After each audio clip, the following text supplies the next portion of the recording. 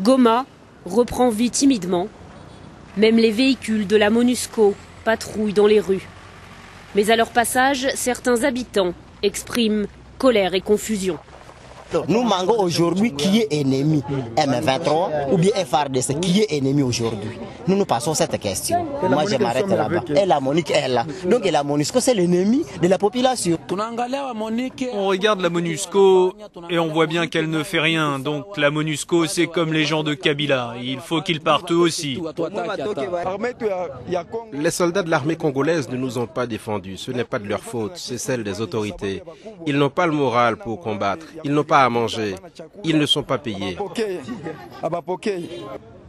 Un grand rassemblement d'uniformes bleus en centre-ville. Les rebelles du M23 passent en revue les éléments de la police nationale, désormais sous leur contrôle. La plupart refusent de s'exprimer.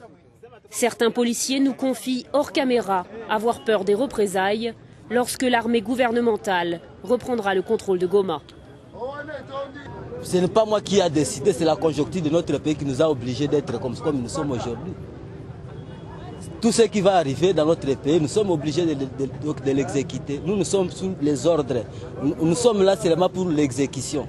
Bien loin de ces chaises musicales politiques, des dizaines de blessés civils sont toujours soignés à l'hôpital. Cette femme était enceinte de 8 mois lorsqu'elle a reçu 2 éclats d'obus dans l'avant-bras et dans le thorax. Elle a perdu son enfant. Je suis handicapée maintenant. Je ne sais pas ce que je vais faire. Les cas les plus graves sont tous des blessés par balles perdues. Ce jeune homme ne peut plus manger, boire ou parler.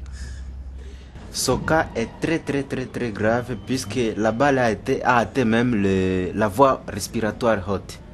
Alors c'est pourquoi on a été obligé de mettre une canule pour l'aider à respirer. Derrière un calme relatif, c'est l'incertitude totale qui règne à Goma.